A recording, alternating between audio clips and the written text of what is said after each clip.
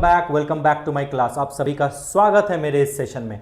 आज हम लोग पढ़ने वाले हैं Debye Huckel Onsager equation and Kohlrausch law. Is it clear? अभी तक हमने क्या पढ़ा कि अगर मोलर कंडक्टिविटी की अगर बात करें तो अगर कंसंट्रेशन बढ़ता है तो मोलर कंडक्टिविटी क्या होती है? डिक्रीज करती है। हाँ सर बिल्कुल, क्योंकि मोलर कंडक्टिविटी का फॉर्मूला क्या होता है? कापा मल्टीप्लाई 1000 अपॉन सी या एम लिखो। ये हमने पढ़ चुका। यानी अगर डाइल्यूशन बढ़ाएंगे तो मोलर कंडक्टिविटी क्या होगी? बढ़ेगी। क्लियर? और अगर इन्फिनाइट डाइल्यूशन हो जाए तो मोलर कंडक्टिविटी उस जगह पे क्या होगी? मैक्सिमम होगी। तो आज बस उसी चीज को पढ़ने वाले हैं। क्लियर? चलिए स्टार्ट करते हैं सेशन को। अब ध्यान से चीजें समझना, मैं बिल्कुल इजीली जाऊंगा। कहता है effect of dilution on equivalent conductance या मोलर कंडक्टेंस। पहले फिर से समझो, क्या मोलर कंडक्टेंस का formula kappa multiply 1000 upon M लिखा था। एम मतलब मोलारिटी या कंसंट्रेशन। इक्विवेलेंट कंडक्टेंस का क्या मैंने फॉर्मूला लिखा था?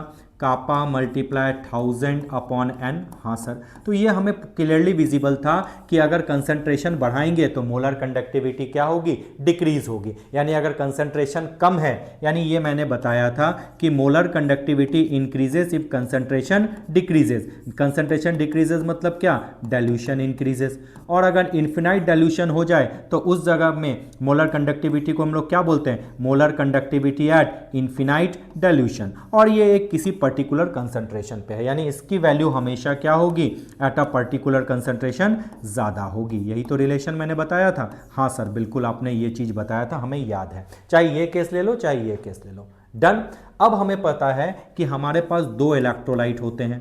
पहला क्या होता है? स्ट्रॉन्ग इलेक्ट्रोलाइट, बहुत अच्छी बात है।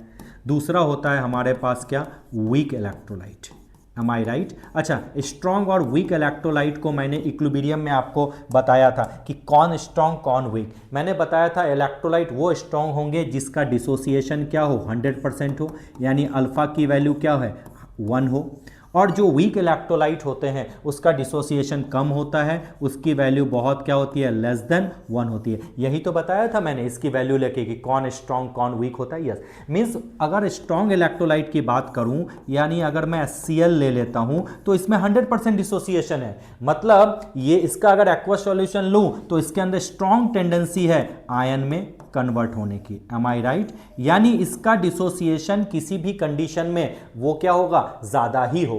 तो अगर आप कंसंट्रेशन बढ़ाते हो या घटाते हो, उससे इसमें जो इंपैक्ट होगा वो बहुत नेग्लिजिबल होगा। जैसे अगर मैं बात करूं कि डाइल्यूशन बढ़ा दिया तो यस, डाइल्यूशन के साथ साथ थोड़ा बढ़ेगा, फिर इंपैक्ट क्या हो जाएगा? उसका नलीफाई हो जाएगा। यानी स्ट्रॉन्ग इलेक्ट्रोलाइट के केस में 100% डिसोसिएशन ऑलरेडी है, यानी ये अपने अंदर टेंडेंसी है पूरा डिसोसिएट होने की, तो इसमें जो है फिर कंसंट्रेशन का इफेक्ट बिल्कुल नहीं होता, बहुत नेग्लिजिबल होता है। क्लियर? लेकिन अगर मैं वीक इलेक्ट्रोलाइट की बात करूं तो इसके लिए अल्फा कम है, मतलब अल्फा को अब हम आगे बढ़ा सकते हैं। कम है तो बढ़ा सकते हैं, हम घटा तो नहीं सकते, पहले से ही कम है। तो वीक इलेक्ट्रोलाइट के केस में जो इंपैक्ट ऑफ कंसंट्रेशन है वो आएगा। याद रखना, स्ट्रॉन्ग इलेक्ट्रोलाइट में क्यों नहीं होगा? क्योंकि ऑलरेडी डिसोसिएट वो हो चुका है। एकदम इजीली तरीके से समझो। लेकिन वीक इलेक्ट्रोलाइट में अभी भी स्कोप है, क्योंकि इसके लिए अल्फा की वैल्यू बहुत लेस देन 1 है, यानी इसको बढ़ाया जा सकता है। तो कैसे बढ़ा सकते हैं? सिंपल है, आपको पहले ही मैंने फॉर्मूला से बता दिया। कंसंट्रेशन बढ़ाएंगे तो मोलर कंडक्टिविटी घटती है, कंसंट्रेशन घटाएंगे यानी डाइल्यूशन बढ़ाएंगे तो मोलर कंडक्टिविटी क्या होगी? या इक्विवेलेंट कंडक्टिविटी क्या होगी? बढ़ेगी। तो वीक इलेक्ट्रोलाइट के केस में अगर आप डाइल्यूशन करते हो यानी कंसंट्रेशन को डिक्रीज करते हो तो आपकी कंडक्टिविटी जो है वो क्या होगी? इंक्रीज होगी। Is it clear? हाँ सर, तो माइंड में हमें सेट होगा कि स्ट्रॉन्ग इलेक्ट्रोलाइट के केस में जो है वेरिएशन कम होगा, वीक इलेक्ट्रोलाइट के केस में वेरिएशन ज्यादा। क्यों? रीजन समझ में आया? यस। अब हमें पता है कि दो तरह की मोलर कंडक्टिविटी है, molar conductivity at any concentration और molar conductivity at infinite dilution, मतलब डाइल्यूशन बहुत ज्यादा हो जाए।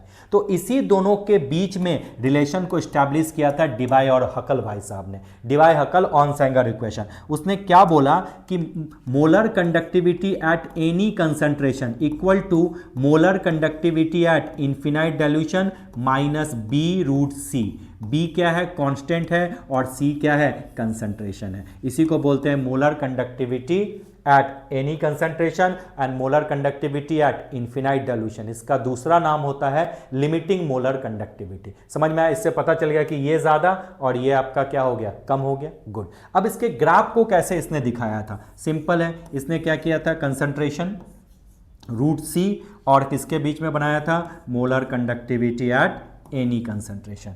तो क्या देखा, जो मैं अभी आपको समझाया कि अगर स्ट्रॉन्ग इलेक्ट्रोलाइट का केस है तो डेविएशन बहुत क्या है, एकदम कम है, डेविएशन बहुत कम है। जैसे मैं बात कर लूं HCl की। लेकिन अगर वीक इलेक्ट्रोलाइट का केस है तो ग्राफ ऐसे आएगा। इसका मतलब क्या, अगर कंसंट्रेशन इधर जाएंगे तो बढ़ रहा है, इधर जाएंगे तो, अगर कंसंट्रेशन बढ़ेगा तो मोलर कंडक्टिविटी की वैल्यू देखो कम है। लेकिन अगर कंसंट्रेशन कम है, सपोज करो यहाँ पे कंसंट्रेशन 1 है, तो मोलर कंडक्टिविटी देखो कहाँ चला गया।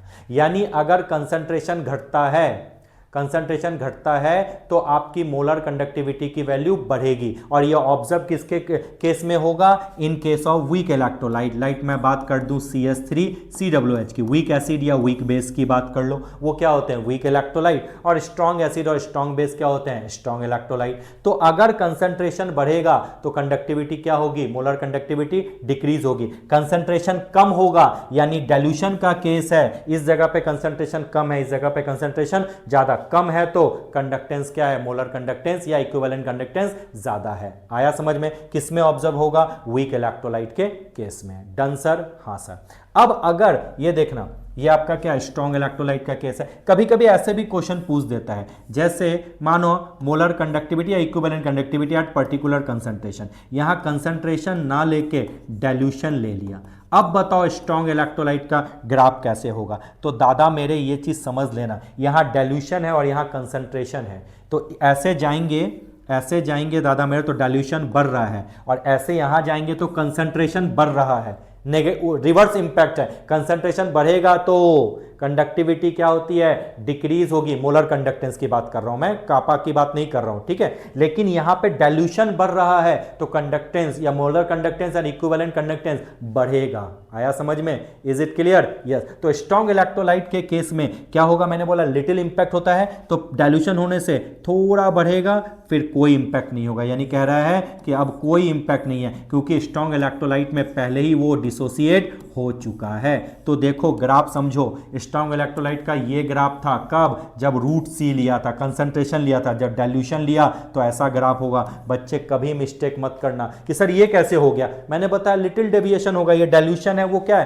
कंसंट्रेशन है, डाइल्यूशन के साथ थोड़ा बढ़ेगा, फिर कोई इंपैक्ट नहीं होगा। ये लाइन सीधी होने का क्या मतलब है, कोई इंपैक्ट नहीं है। कोई भी डाइल्यूशन करो, क्योंकि अल्फा की वैल्यू ऑलरेडी क्या हो चुकी है, 1 हो चुकी है। मैं बार बार इसलिए रिपीट कर रहा हूं कि ग्राफ में आप कभी कंफ्यूज ना हो। आया समझ में? हाँ सर, बिल्कुल समझ में हमें आ गया। डन, बहुत अच्छी बात है। चलिए अब आ जाइए, इसको ग्राफ के थ्रू देखते हैं। ये देखिए, ये क्या है, वीक इलेक्ट्रोलाइट, ये क्या है, स्ट्रॉन्ग इलेक्ट्रोलाइट। आया समझ में? हाँ सर, बहुत अच्छी बात है। वही डिवाई हकल ऑनसेंगर इक्वेशन है, जो क्या बताया, effect of dilution on equivalent conductance. Done sir, बहुत अच्छी बात है। आइए अब इस पे कुछ क्वेश्चन करेंगे। चलो पहला क्वेश्चन है, कहता है कि ये ग्राफ है, बोलो which of the following graph represent correct variation of equivalent conductance with dilution for strong electrolyte. आपको पता डाइल्यूशन का ग्राफ है, अभी जस्ट बताया, तो ये आपका आंसर हुआ। हाँ, तो कभी अगर ऐसा क्वेश्चन पूछ दे तो बच्चे घबराना नहीं है, बिल्कुल मन को शांत रखना है, क्वेश्चन बनेंगे ही बनेंगे। डन सर, बहुत अच्छी बात है। चलिए नेक्स्ट आइए।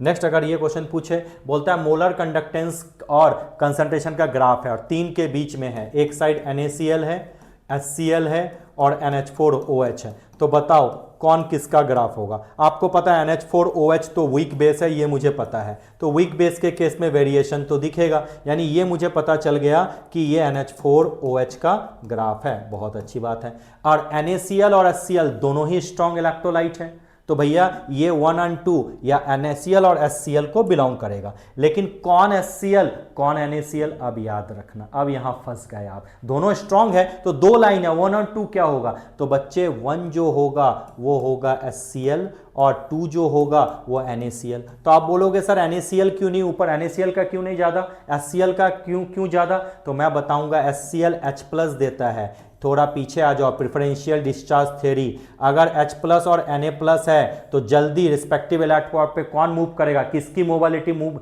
ज्यादा हो जाएगी, कौन जल्दी मूव रिस्पेक्टिव आयन पे जाएगा, स्पीड, तो सर H+ की ज़्यादा होगी, इसीलिए HCl जो होगा वो क्या होगा, ऊपर आएगा और NaCl क्या होगा, नीचे आएगा। आई होप सो आपको चीज़ें समझ में आ गई होगी। क्लियर, बहुत अच्छी बात है। चलिए नेक्स्ट आ जाइए। नेक्स्ट है कॉलरॉस लॉ। कॉलरॉस लॉ क्या बोलता है, ठीक है मुझे तो समझ में आ गया, आप ढूंढ चुके हो molar conductivity at any concentration का formula kappa multiply 1000 upon m, या आप लिख सकते हो equivalent conductivity at any concentration equal to kappa multiply 1000 upon n। ये तो सर आप लोग सीख चुके हैं, बहुत अच्छी बात है, लेकिन molar conductivity at infinite dilution कैसे निकालोगे? तब कॉलरॉस बाबा बोले molar conductivity at infinite dilution is equal to ionic conductivity of cation plus ionic conductivity of anion. ये इसने बोला था। क्या ये इसको हम अरेंज कर पाए? नहीं, अभी अरेंज करते हैं। अब देखो ध्यान से कैसे अरेंज करते हैं। जैसे सपोज करो NaCl लिया, आपको पता है NaCl ब्रेक डाउन किस पे हुआ, Na+ और Cl- पे। एम आई राइट दादा? हाँ। अब इसके लिए अगर मोलर कंडक्टिविटी का एक्सप्रेशन लिखना है इन्फिनाइट डाइल्यूशन पे, तो क्या लिखोगे, लैम्डा कैटायन के जगह Na+ कितनी बार, एक बार, तो कुछ मल्टीप्लीकेशन नहीं होगा, और Cl- भी क्या है, एक बार, डायरेक्ट लिख दिए। लेकिन अगर यहां पे ऐसा दे दे, अगर ऐसा दे दे BaCl2 का केस दे दे, तो आपको पता है BaCl2 कैसे ब्रेक होता है, Ba2+ एंड 2Cl-। हाँ सर जी। तो अब बताइए इसका एक्सप्रेशन क्या लिखेंगे, molar conductivity at infinite dilution equal to lambda, यहाँ क्या लिखेंगे Ba2+, ये कितनी बार है, 2 टाइम, तो क्या लिखेंगे लैम्डा Cl-। आ गया समझ में? ये आगे लगाना पड़ेगा, यानी यहाँ पे x या y समझ लो, x और y मतलब जो आयन बने, कैटायन के कितनी बार आयन बने और एनायन कितनी बार बने। आया समझ में? जैसे अगर मैं बात करूं Al2SO4 होल थ्राइस की, तो आपको पता है Al2SO4 होल थ्राइस कैसे ब्रेक होगा, 2Al3+ प्लस 3SO4 2-, ऐसे ही तो ब्रेक होगा। हाँ, बहुत अच्छी बात है।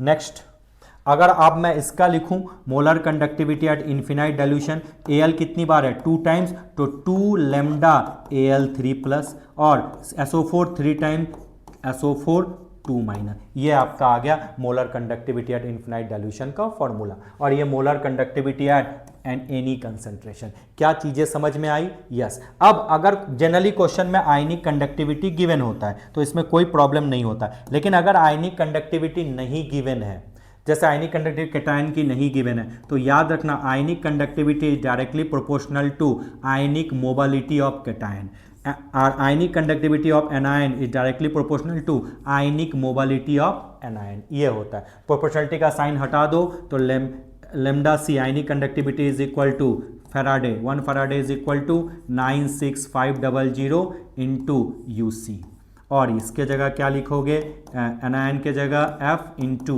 UA। आया समझ में? तो अगर गिवन ना हो तो उसको किससे मल्टीप्लाई कर दो, आयनिक मोबिलिटी से, मूवमेंट से, आ जाएगा। गुड। अब बात आती है सर ये तो हमें समझ में आ गया मोलर कंडक्टिविटी। अब अगर इक्विवेलेंट कंडक्टिविटी हो, अगर इक्विवेलेंट कंडक्टिविटी का एक्सप्रेशन लिखने बोले तब क्या करोगे, फिर से लिखोगे lambda C plus lambda A, लेकिन इस जगह लिखेंगे 1/Z+ और 1/Z-। सर ये क्या नहीं, ये लोचा मुझे समझ में नहीं आया सर, ये थोड़ा समझाएंगे? हाँ बिल्कुल समझाएंगे। पहले ये देख लिया मैंने क्या लिखा, क्योंकि मैं उसको रब करूंगा और फिर बताऊंगा। क्लियर? चलिए बहुत अच्छी बात है। मैं एक एग्जाम्पल ले लेता हूं, जैसे मैं ले लेता हूं BaCl2 का केस। आपको पता है ये ब्रेक किस में हो रहा है, Ba2+ और 2Cl- में। एम आई राइट दादा? गुड। अब मैं बोलूं कि इसका molar conductivity at infinite dilution ढूंढो, तो आप क्या लिखोगे, एक्सप्रेशन लिखो, ढूंढो तो बाद में एक्सप्रेशन लिखो, lambda Ba2+ plus 2 lambda Cl-। Done sir.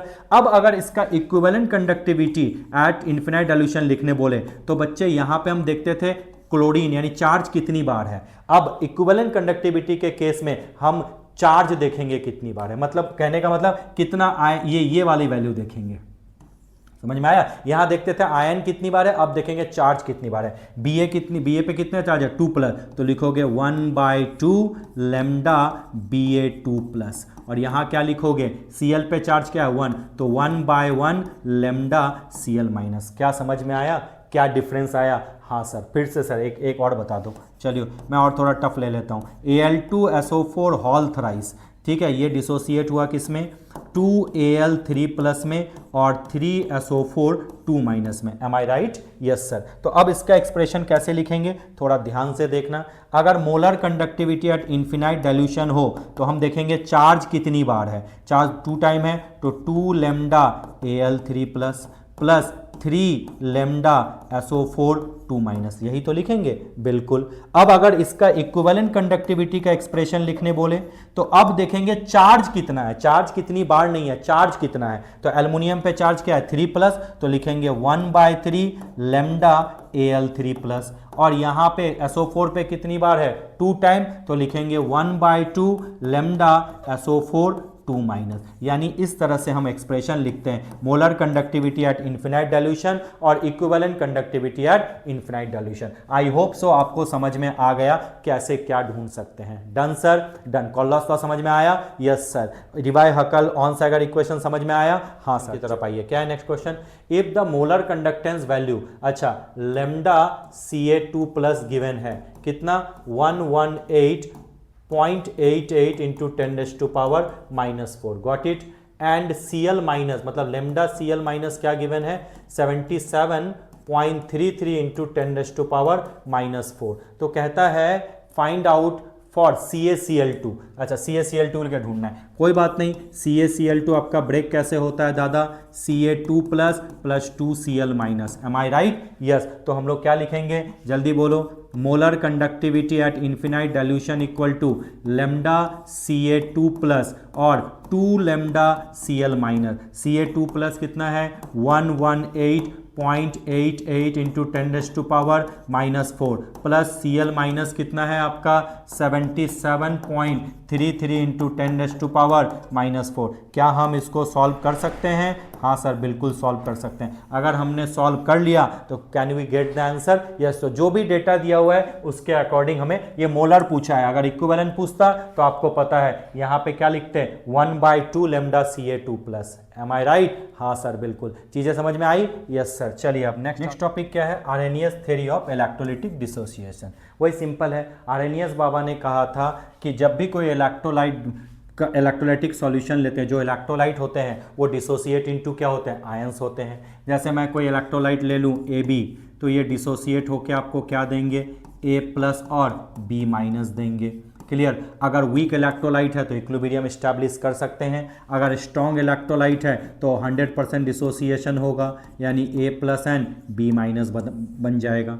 Clear? अब हम और दूसरा क्या बोला था, ये जो आपका इलेक्ट्रोलाइटिक सॉल्यूशन है वो हमेशा क्या है, न्यूट्रल है। इसका मतलब total positive charge equal to total negative charge. ऐसा नहीं बोला कि total positive ion equal to total negative ion, total charge positive charge equal to total negative charge. इसका क्या मतलब है, जैसे अगर मैं BaCl2 ले लूँ तो ये ब्रेक होता है किसमें, Ba2 प्लस में और 2Cl माइनस में। अब बताओ Ba पॉजिटिव जो कैटायन बने वो कितनी बार है, एक बार, एनायन 2 बार है, लेकिन चार्ज देखो कैटायन पे 2 प्लस और ये Cl पे 1 माइनस, लेकिन 2 बार है, यानी +2 इक्वल टू -2। ये उसने कहा था। Is it clear? उसके बाद इसने कहा कि अगर स्ट्रॉन्ग इलेक्ट्रोलाइट है तो डिसोसिएशन क्या है आपका, ऑलमोस्ट 100% है, यानी अल्फा ऑलमोस्ट इक्वल टू 1 है, और अगर वीक इलेक्ट्रोलाइट है तो अल्फा इज लेस देन 1 है। मतलब इसको आगे जाके हम थ्योरी ऑफ वीक इलेक्ट्रोलाइट में भी जोड़ सकते हैं। Is it clear? उसके बाद क्या बोला उसने कि alpha degree of dissociation ionization equal to, जो इक्विलिब्रियम में पढ़ा है वही है, number of molecules dissociated into ions, dissociated into ions upon total number of molecules taken, total number of molecules taken. Is it clear? अगर total जितने molecules दिए वो सारे डिसोसिएट हो गए तो ये कैंसिल करके अल्फा की वैल्यू क्या ले आएगा, 1 ले आएगा। गुड। और अगर जितने लिए उतने डिसोसिएट नहीं हुए तो अल्फा की वैल्यू लेस देन 1 हुई ना, यानी स्ट्रॉन्ग इलेक्ट्रोलाइट और वीक इलेक्ट्रोलाइट का केस समझ में आ गया। Yes sir. तो ये जो आर्यनिक भाई साहब ने ये इलेक्ट्रोलाइटिक डिसोसिएशन का आपको केस बताया था। अब इसको यूज कैसे करेंगे, तो इसका use theory of weak electrolyte में आया। ये मैंने फिर से इक्विलिब्रियम में पढ़ा था, दो तरह के इलेक्ट्रोलाइट होते हैं, strong and weak electrolyte. Weak electrolyte के केस में हम इक्विलिब्रियम स्टैब्लिश कर सकते हैं, हाँ। तो उसके लिए के का एक्सप्रेशन बताओ क्या आया था, C alpha square upon 1 minus alpha आया था। हाँ सर, बिल्कुल अच्छी बात है। अगर वीक इलेक्ट्रोलाइट है तो alpha is very very less than 1, तो के इज इक्वल टू हम क्या लिख सकते थे, सी अल्फा स्क्वायर, ये भी लिख सकते थे। हाँ सर, बहुत अच्छी बात है। अगर आपके molar conductivity at any concentration और molar conductivity at infinite dilution given है तो अल्फा की वैल्यू भी हम निकाल सकते हैं। Alpha is equal to molar conductivity at any concentration upon molar conductivity at infinite dilution, ये फॉर्मूला हम लोग लगा सकते हैं। क्लियर। अब अगर इक्विवेलेंट दिया है तो उसके जगह पे equivalent conductivity at any concentration upon equivalent conductivity at infinite dilution, तो ये दोनों फॉर्मूला बहुत वीवीआई है, याद रखना, ये भी वीवीआई है और ये भी वीवीआई है। आया समझ में? हाँ सर, बहुत अच्छी बात है। अब इसकी वैल्यू यहां पुट कर दो, K इज इक्वल टू क्या आया, सी अल्फा स्क्वायर, अल्फा के जगह molar conductivity at any concentration upon molar conductivity at infinite dilution, यही तो था, अपॉन 1 माइनस अल्फा, ये आ गया ये, और इस तरह से हमने लिख दिया ये। M I right? क्या हम इसको सॉल्व कर सकते हैं? हाँ सर, बिल्कुल करो। K इज इक्वल टू सी, इस पूरे पे क्या होगा, स्क्वायर अपॉन, इस पूरे पे क्या होगा, स्क्वायर होगा। हाँ सर, अपॉन क्या होगा, जल्दी बोलो सर। अपॉन बहुत इजी है, जल्दी क्या बोलना है, थोड़ा रुक जाइए। एलसीएम ले लिया, molar conductivity at infinite dilution eight any concentration divided by molar conductivity at infinite dilution. क्या विजिबल है? हाँ सर। क्या ये कैंसिल हो सकता है? हाँ, ये और ये क्या हो गया, कैंसिल हो गया। तो के का एक्सप्रेशन फाइनली क्या आ गया, K is equal to C then square upon molar conductivity at infinite dilution into molar conductivity at infinite dilution upon this one. ये एक्सप्रेशन आ गया। क्या कोई प्रॉब्लम है? देखो अच्छे तरीके से। हाँ सर, बिल्कुल, ये वाला यहाँ कैंसिल होके यहाँ आ गया, बिल्कुल सर। इसी एक्सप्रेशन को हम लोग बोलते हैं ओस्टवाल्ड इक्वेशन। क्या बोलते हैं? Ostwald equation. आई होप सो आपको चीज़ें समझ में आ गई होगी। तो अब अगर कहीं से क्वेश्चन आए तो आप इजीली इसको सॉल्व कर सकते हो। चलो, समय आ गया है, bye bye, thank you so much.